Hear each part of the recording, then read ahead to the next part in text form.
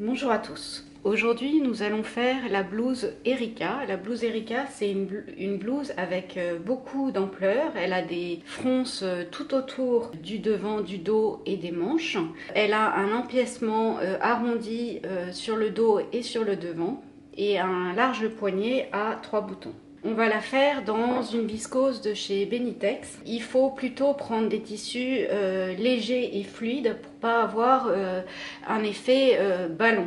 La première chose à faire est sur l'envers des devants, fixer une bande de thermocollant au niveau de la patte de boutonnage, car on va faire des boutonnières et coudre des boutons, et donc cette partie sera fortement sollicitée. Sur le bord de la patte de boutonnage, on repasse un rentré de 1 cm, puis on replie 3 cm.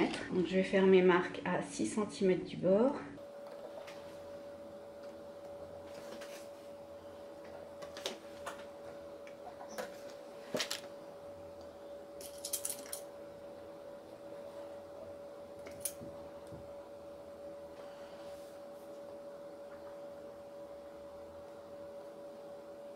Et on surpique la patte de boutonnage à 2 mm.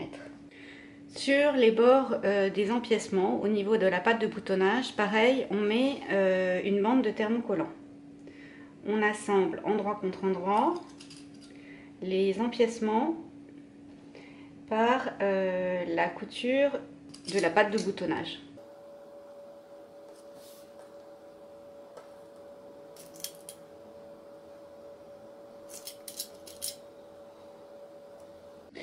Sur l'empiècement, on pique la verticale et au niveau de l'encolure, on pique jusqu'au cran de milieu devant. Donc on pique la verticale et jusqu'au cran de milieu devant. Au niveau du cran de milieu devant, on crante jusqu'à la couture, on crante les angles et on bascule la patte de boutonnage sur l'envers. On obtient la sortie de couture ici au niveau du milieu devant. On assemble endroit contre endroit le dos avec la manche. Donc on a un cran sur le dos et 2 crans sur le devant.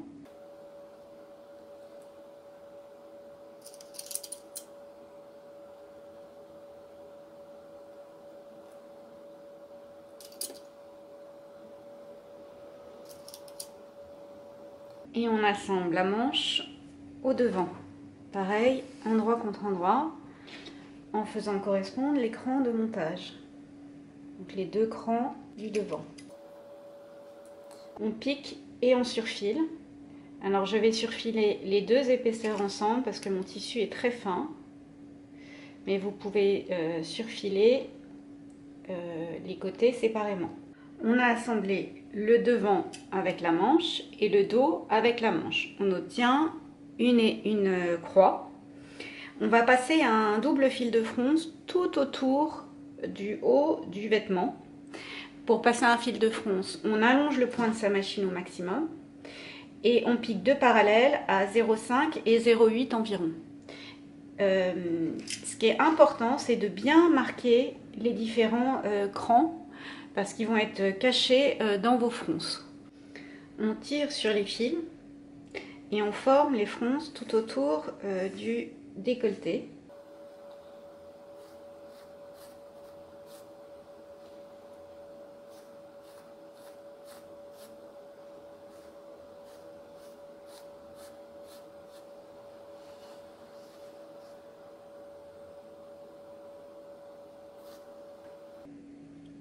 Ce qui est important, c'est des 2 côtés de tirer sur les mêmes fils, sinon à un moment donné ça coince.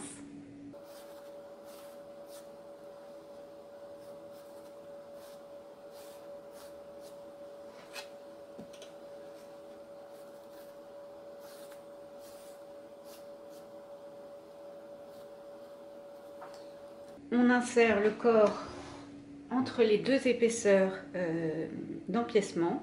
On fait bien correspondre le bord de la patte de boutonnage du corps avec celle de l'empiècement. On fait commencer les fronces après la patte de boutonnage.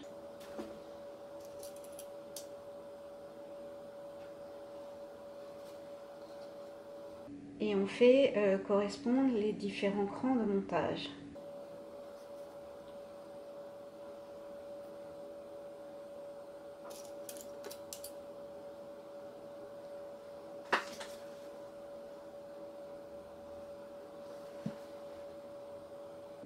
Ma blouse est entre mes deux empiècements.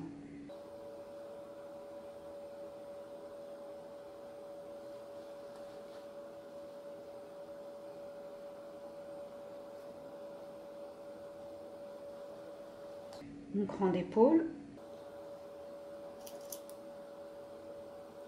Et dans les intervalles, on répartit les fronces le plus régulièrement possible.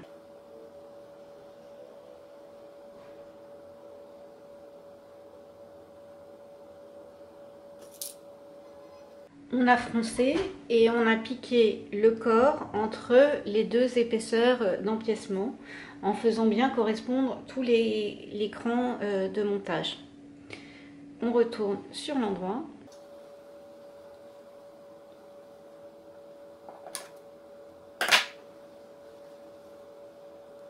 Pour faire la fente de bas de manche, on a besoin d'un biais de 4 cm de large.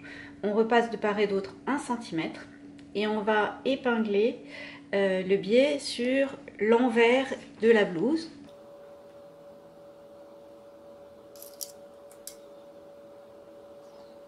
Et au sommet de la fente, on ne va piquer que 2 mm. Donc en fait, on va aller en biais sur la chemise et toujours à 1 cm du bord du biais.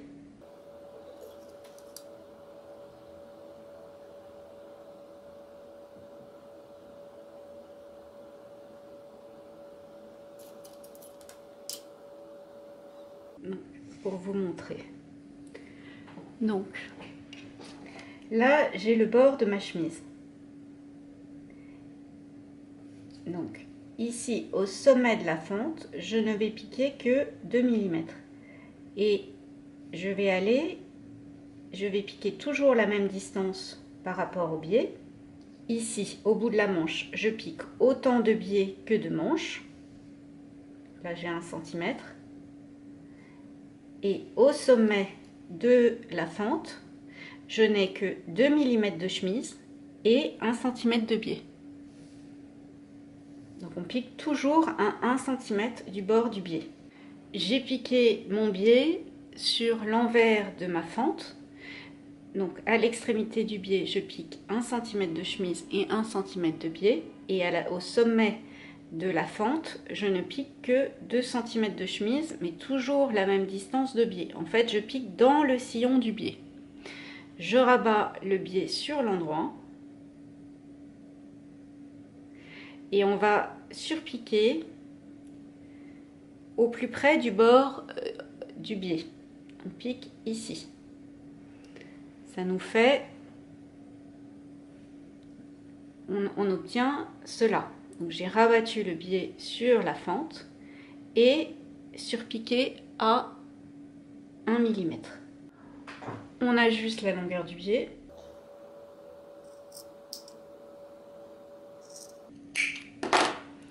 On replie endroit contre endroit le bas de la manche et on va aller avec un aller-retour piquer le petit triangle qui est ici. Donc on fait un aller-retour sur le petit triangle ici. Maintenant qu'on a fait la fente du bas de manche, on va assembler endroit contre endroit le dessous de bras et le côté de la blouse en une seule fois.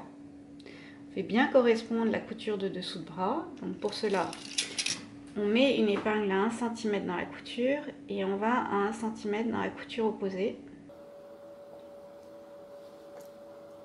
On assemble le dos avec le devant.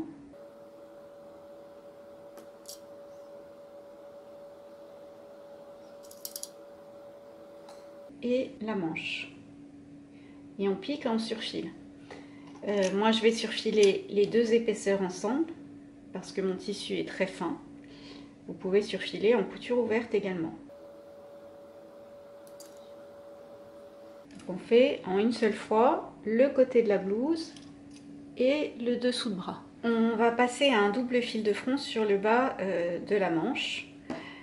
On veut que les fentes se positionnent comme ceci, c'est-à-dire que celle du dessus de manche aille sur celle du dessous de manche. Donc on va profiter du fil de fronce pour maintenir le biais sur l'envers de la chemise, sur le dessus de la manche. Donc on passe un double fil de fronce et on réalise les fronces.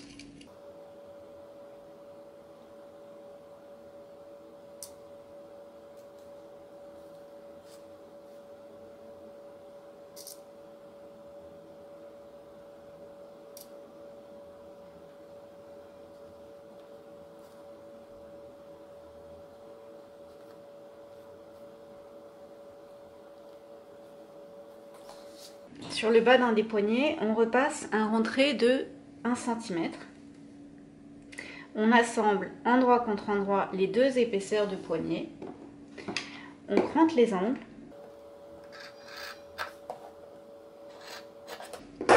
On retourne sur l'endroit.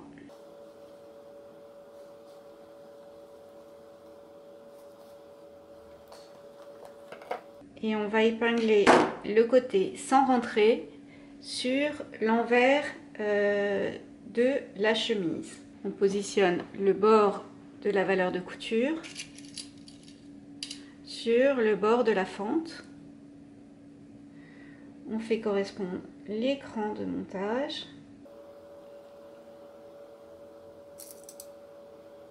Alors les poignets, ils ont été entoilés. Pour entoiler un morceau, on prend un rectangle de tissu dans lequel tient la pièce à entoiler. On thermocolle le rectangle, puis on coupe le morceau.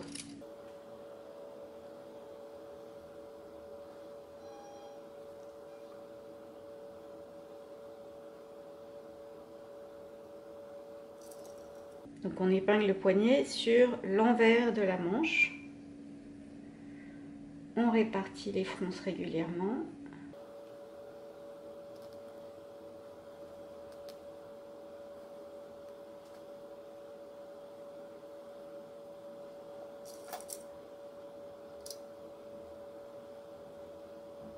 Et on pique le poignet sur l'envers du bas de la manche.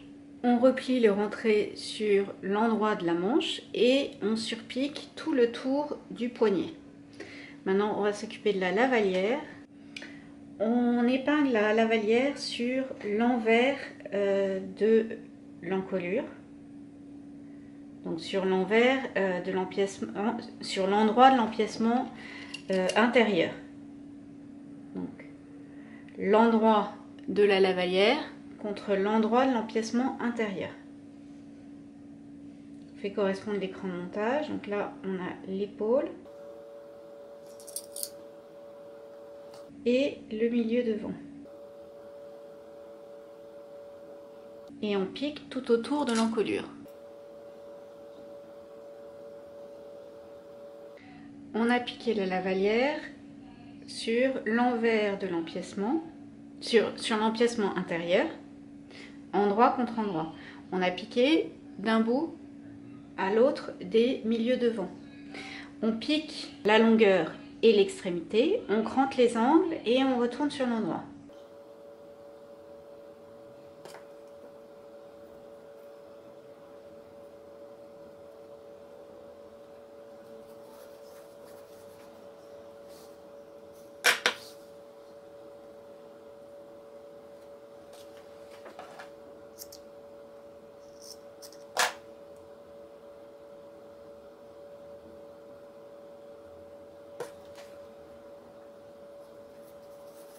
Sur le bord libre de la lavalière, on fait un rentré de 1 cm et on l'épingle sur la couture que l'on vient de faire.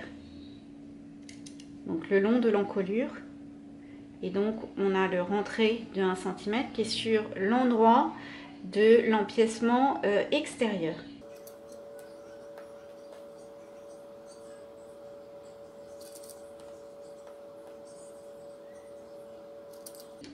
et on va surpiquer tout le bord de la lavalière et toute l'encolure.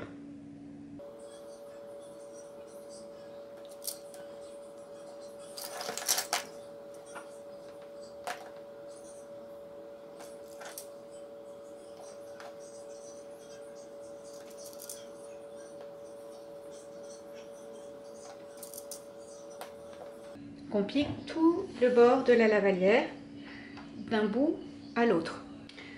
On a surpiqué à 2 mm tout le tour de la lavalière. Il nous reste à faire l'ourlet de 1 cm puis 1 cm sur le bas de la blouse. Et on surpique à 2 mm. J'ai fait mes boutonnières côté droit, cousu mes boutons côté gauche. J'ai également fait les boutonnières et cousu les boutons sur le poignet. Et fait mon ourlet de 1 cm par 1 cm sur le bas de la chemise. Et la blouse est terminée avec sa petite lavalière. Pour faire mes boutons, j'ai mis un scotch. Ça permet, surtout quand le tissu est très fin, d'éviter que les boutonnières rapprochent le tissu et créent un petit défaut au-dessus et en dessous de la boutonnière. Donc on met un scotch, on fait ses boutonnières, puis on enlève le scotch et du coup on a des boutonnières qui sont bien nettes.